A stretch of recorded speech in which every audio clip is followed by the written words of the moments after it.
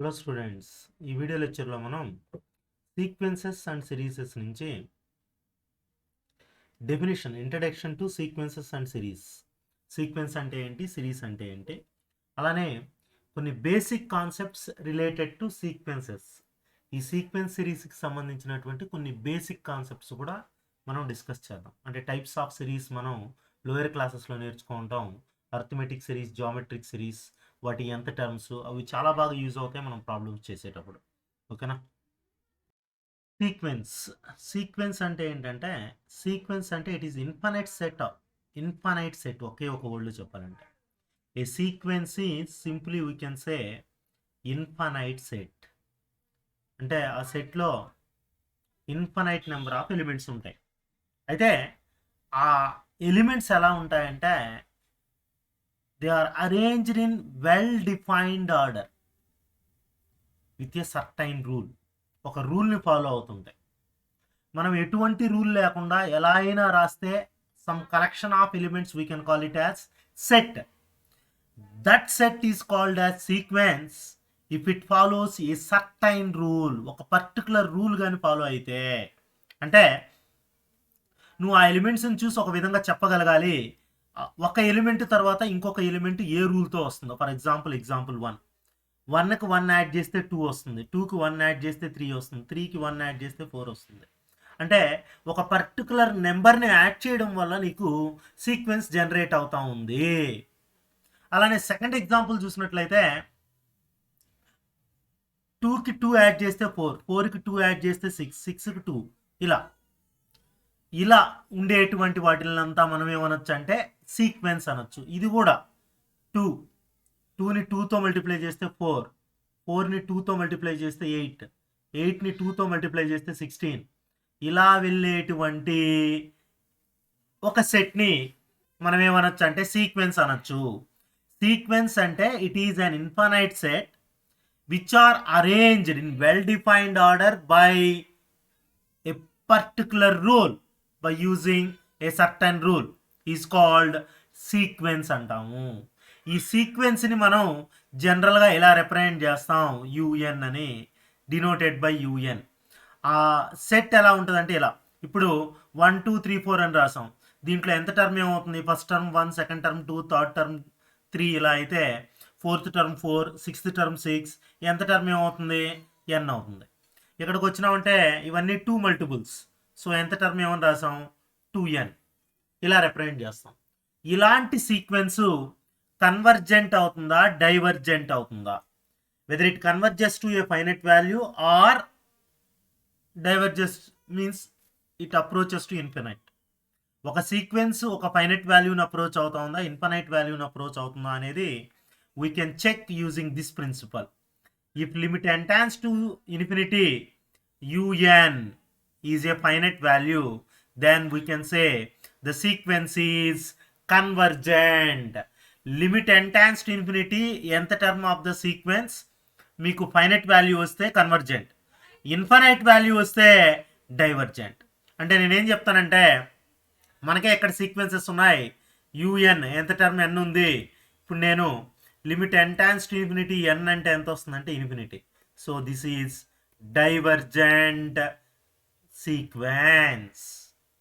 అదే U N 1/n ఉంది, నేను లిమిట్ అప్లై చేశాను, limit n tends to infinity, U N ఏమవుతుంది, limit n tends to infinity 1/n 0, limit n tends to infinity 1/n 0, so convergent. ఒక finite వాల్యూని approach అయితే convergent, ఇన్ఫినిటీని అప్రోచ్ అయితే డైవర్జెంట్. ఇలా మనం ఈజీగా ఒక సీక్వెన్స్ కన్వర్జెంటా డైవర్జెంటా కనుక్కోవచ్చు using this principal. Next coming to the series. సిరీస్కి వచ్చామంటే, సిరీస్ అంటే ఏంటంటే, సిరీస్ సింపుల్, ఒకే ఒక వర్డ్లో చెప్పొచ్చు, సమ్ ఆఫ్ సీక్వెన్స్. ఒక సీక్వెన్స్ అనేది ఇలా ఉంది, 1 2 3 4 ఈజ్ ఏ సీక్వెన్స్. సిరీస్ అంటే nothing, 1 + 2 + 3 + 4 + so on is called series. Series అంటే the sum of that infinite terms in the sequence. మనం సిరీస్ని ఎలా రిప్రజెంట్ చేస్తామంటే, if un is nth term of the sequence, un is nth term of the sequence, then series can be infinite series. Especially infinite series can be represented like this: summation n equal to 1 to infinity un. దీన్నే కొన్ని బుక్స్లో మనకు SN అని కూడా అంటారు. Sum of N terms మామూలుగా S N అంటే, అందువల్ల నేను ఇలా రిప్రజెంట్ చేస్తున్నాను ఈజీగా. Sigma or summation or sigma N equal to 1 to infinity un is representation of a series. Series అంటే వెరీ సింపుల్. సిరీస్ అంటే sum of the terms in the sequence. If they are infinite, the sum of infinite terms in the sequence is called infinite series. The series is represented like this. ఈ సిరీస్లో మనకు చాలా types ఉన్నాయి: arithmetic series and geometric series అని. So arithmetic progression, అదే arithmetic sequence అంటాం. Arithmetic progression అంటే మనకున్నటువంటి సీక్వెన్స్లో ఒక సీక్వెన్స్ని అర్థమెటిక్ అని ఎప్పుడు అంటామంటే, నేను ఇంతకుముందు రాస్తున్నాను బెస్ట్ ఎగ్జాంపుల్.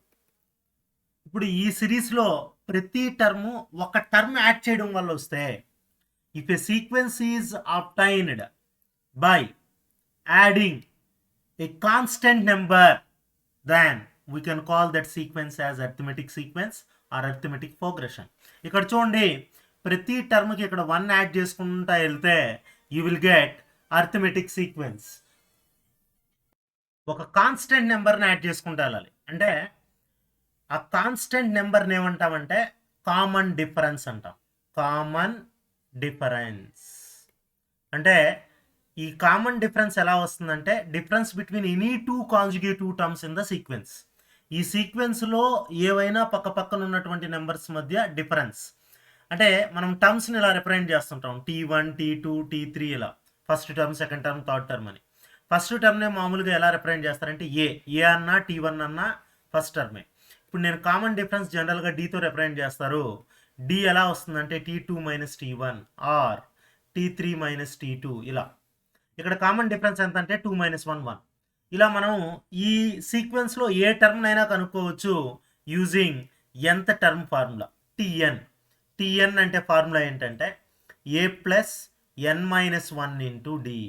అంటే మీకు T4 కావాలనుకోండి, a + 4 - 1 3d. AD తెలిస్తే చాలు. T5 కావాలనుకోండి, a + 4d. Like this one can easily find nth term of the sequence. ఇప్పుడు ఈ సీక్వెన్స్లో D1 A1 అంటే మనకేమవుతుందంటే 1 + n - 1 × 1 1 1 క్యాన్సల్. ఈ సీక్వెన్స్కి ఎంత టర్మ్ ఏంటంటే n. Tn = n, nth term of the sequence. ఈ సీక్వెన్స్లో ఉన్నటువంటి, అంటే అర్థమెటిక్ సీక్వెన్స్లో ఉన్నటువంటి టర్మ్స్ అంతా ఇలా యాడ్ చేసి రాసినట్లయితే we can call this one as arithmetic series. Arithmetic series, series అంటాం. నేను చెప్పాను సీక్వెన్స్ సిరీస్, సీక్వెన్స్లో ఉండేటువంటి టర్మ్స్ అంతా యాడ్ చేస్తే we call that one as series. ఇది మోస్ట్ ఇంపార్టెంట్. ఎందుకంటే ఇలా మనకు సిరీస్ ఇచ్చినప్పుడు ఈ సిరీస్లో ఎంత టర్మ్ కనుక్కోవాలంటే ఫస్ట్ అది ఏ సిరీసో కనుక్కోవాలి, అర్థమెటిక్ సిరీసా జామెట్రిక్ సిరీసా అని. అర్థమెటిక్ సిరీస్ గానైతే ఈ ఫార్ములా యూజ్ చేస్తాం, Tn = a + n - 1 × d. ఇది మీరు గుర్తుపెట్టుకోవాలి. ఆ సీక్వెన్స్ అర్థమెటిక్ అని ఎలా కనుక్కుంటాం? Difference between 2 consecutive terms same ఉండాలి. ఇక్కడ నేను ఒక ఎగ్జాంపుల్ చెప్పున్నాను చూడండి. ఇక్కడ 1 3 5 7 ఉంది. ఇక్కడ ఎగ్జాంపుల్లో చూసినట్లయితే 3 - 1 2, 5 - 3 2, 7 - 5 2. సో ఇది అర్థమెటిక్. ఇక్కడికి వస్తే T2 - T1 4 - 1 3 వచ్చింది, 6 - 4 2 వచ్చింది. సో ఇది మనకు అర్థమెటిక్ ప్రోగ్రెషన్ కాదు. 4 - 1 3, 6 - 4 2, కామన్ డిఫరెన్స్ సేమ్ లేదు. ఓకేనా? This is called arithmetic progression. 1/AP మనం హార్మోనిక్ ప్రోగ్రెషన్ అంటాం. అంటే ఇవే కానీ 1/1 అని ఉంటాయి. ఇక్కడ నేను 1 2 3 4 ఏపీలో ఉన్నాయా, 1/1, 1/2, 1/3, 1/4 will be in harmonic progression. Next geometric progression అంటే, సో జామెట్రిక్ సిరీస్ అంటే ఏంటంటే, జామెట్రిక్ ప్రోగ్రెషన్ జామెట్రిక్ సీక్వెన్స్ అంటే చెప్తాను ఫస్ట్. జామెట్రిక్ సీక్వెన్స్ అంటే the sequence obtained by multiplying A constant number. ఒక కాన్స్టెంట్ నెంబర్ని మల్టిప్లై చేసుకుంటూ వెళ్తే మీకు సీక్వెన్స్ వస్తుంది. దాన్ని మనం జామెట్రిక్ సీక్వెన్స్ అంటాం. ఇక్కడ చూడండి 2ని 2తో మల్టిప్లై చేస్తే 4, 4ని 2తో మల్టిప్లై చేస్తే 8, 8ని 2తో మల్టిప్లై చేస్తే 16. ఆ కాన్స్టెంట్ నెంబర్ని ఏమంటామంటే కామన్ రేషియో అంటాం. ఈ కామన్ రేషియోని ఎలా రిప్రజెంట్ చేస్తామంటే స్మాల్ ఆర్తో రిప్రజెంట్ చేస్తాం. స్మాల్ ఆర్ అంటే T2/T1 ఆర్ T3/T2 ఇవన్నీ ఈక్వల్ ఉండాలి. Difference between or ratio of any 2 consecutive terms in the సీక్వెన్స్లో ఏవైనా 2 పక్క పక్కన ఉండేటువంటి టర్మ్స్ యొక్క రేషియో. అంటే ఇప్పుడు దీనికి కామన్ రేషియో ఆర్ ఏమవుతుందంటే 4/2 2. నేను చెప్పాను జనరల్గా ఫస్ట్ టర్మ్ మనం T1తో కానీ ఏతో కానీ రిప్రజెంట్ చేస్తాం. అంటే ఇక్కడ ఏ వచ్చి ఫస్ట్ టర్మ్.